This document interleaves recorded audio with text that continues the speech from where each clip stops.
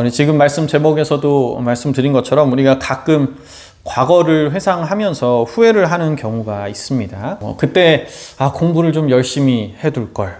그때 내가 이거를 꽉 붙잡았어야 되는 건데. 그때 내가 지금 알고 있었던 지식을 조금만 좀 빨리 알았더라면 어땠을까? 그때는 내가 왜 그런 선택을 했을까? 이렇게 후회하는 경우가 종종 있습니다. 나이가 들다 보면 당연히 그러한 아쉬움들이 남게 되는 것 같습니다. 이게 나이가 들면서 경험을 많이 쌓다 보니까 또 그리고 삶에 대한 지혜도 늘어가다 보니까 당연히 그런 아쉬움들이 생기게 되는 것 같아요. 나 젊었을 때 왜 이걸 몰랐을까? 이런 생각이 드는 거죠. 그러니까 타임머신이 있다면 내가 그때로 당장이라도 돌아오고 싶다라고 여겨지는 순간들이 누구나 인생 중에 한 번쯤은 있는 것 같습니다. 그렇지만 그런 상상의 나래를 펼친다 하더라도 어쩔 수 없는 노릇이죠. 이 현실에서 다시 돌아갈 수는 없는 법입니다.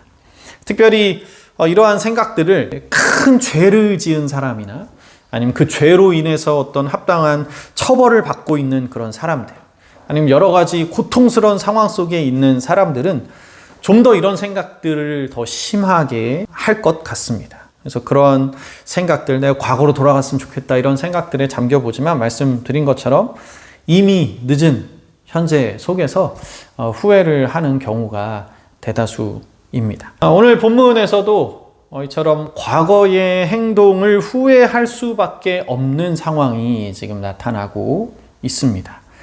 우리 지난주에 이제 사사 온니엘 첫 번째 사사부터 이제 말씀을 드렸고요.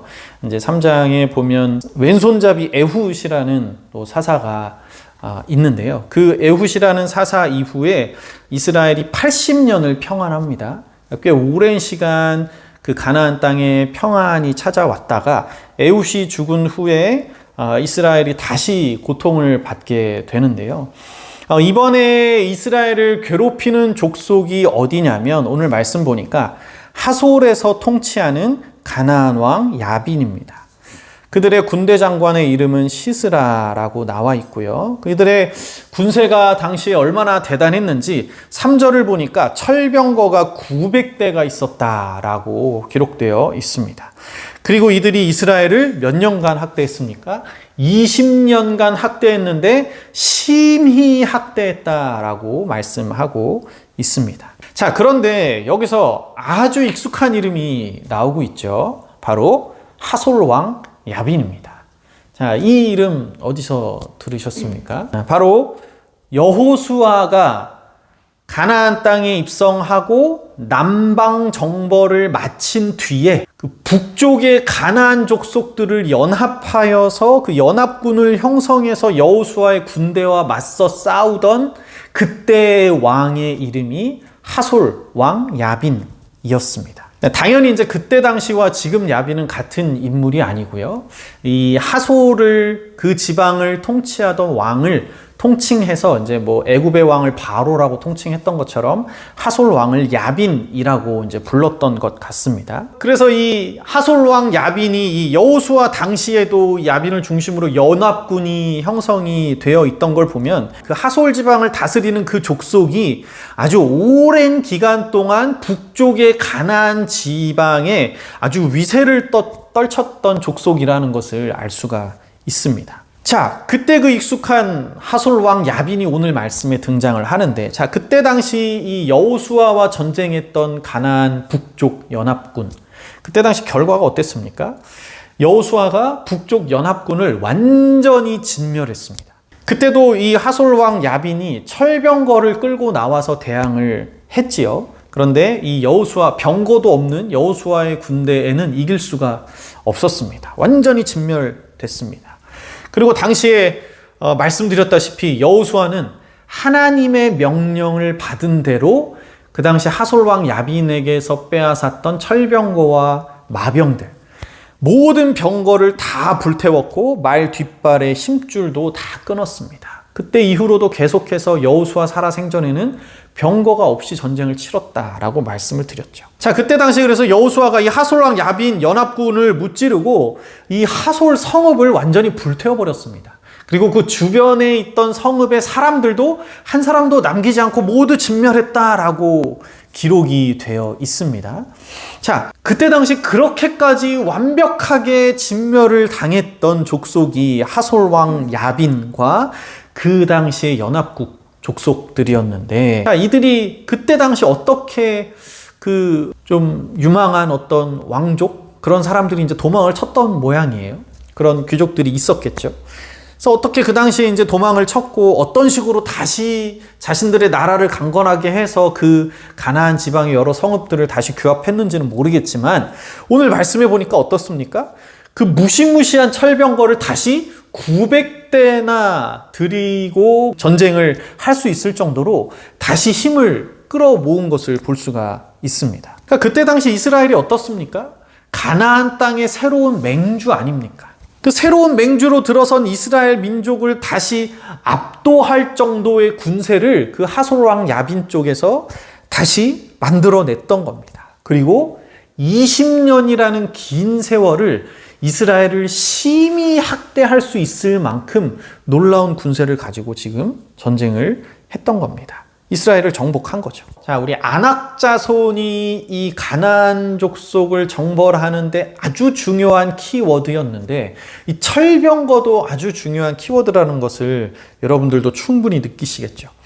이제 철병거만 보면 이스라엘은 소스라치게 놀랄 수밖에 없는 그런 존재가 바로 철병거였습니다. 말씀드렸다시피 갈렙이 이끄는 그 솔선수범했던 유다 족속조차도 철병거가 두려워서 그 평지 전투는 꺼릴 정도였었다라고 제가 말씀을 드렸지 않습니까? 그러니까 당시에 그 가나안 족속들 중에 그 헷 족속이 포함되어 있었는데 그 헷 족속이 히타이트 족속입니다. 그들을 중심으로 이 철기 문명, 최초의 철기 문명이 시작을 했고, 그러다 보니까 이 가나안 족속 전반에 이 철기 문명이 퍼져 있었고 철기 무기들이 퍼져 있었습니다. 그때 당시 이제 북쪽의 하솔 왕 야빈 쪽은 여호수아 때 이제 진멸을 하긴 했지만 그 이후에 이제 각 지파들이 각계 전투할 때는 각 지파에 남아 있는 가나안 족속들을 몰아내지 못했다라고 말씀을 드렸죠.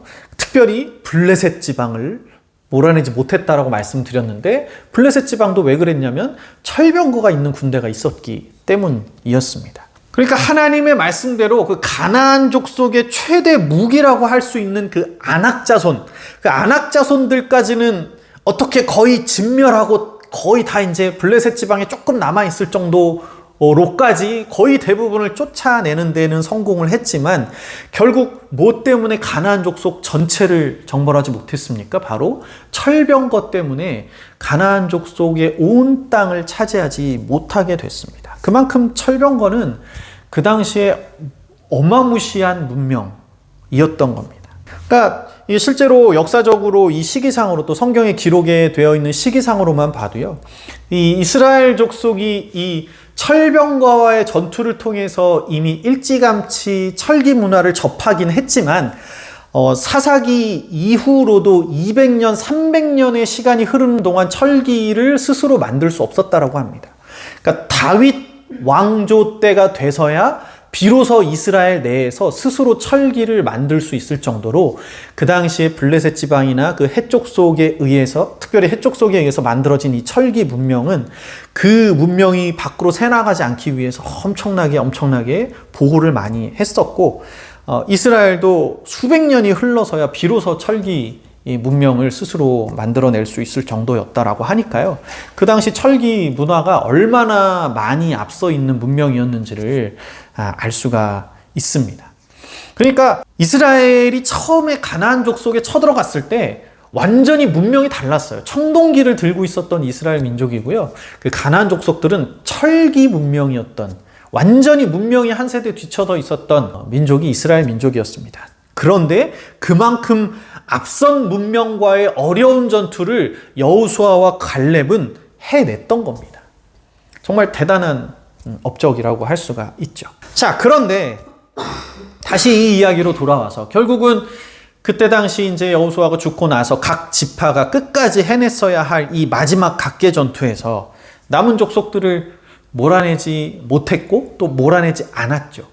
남은 족속을 다 종으로 삼았습니다. 그러니까 철병거 있는 족속들과는 아예 전투도 하지 못했습니다. 쫓겨나기까지 했습니다. 심지어 여호수아가 그 당시에 하솔은 완전히 불태우고 그 지방의 성까지도 다 사람들 다 죽이고 물건도 다 뺏었는데 거의 다 몰살하다시피 했는데도 그 남은 가나안 족속들이 규합해서 다시 하솔을 세우고 야빈을 내세웠습니다. 그것도 철병거를 900대나 만들 정도의 군사력을 가진 족속으로 다시 나타난 거죠. 그리고 자신의 족속을 완전히 멸망 직전까지 몰고 갔던 그 이스라엘이 얼마나 큰 복수심을 가지고 나타났겠습니까?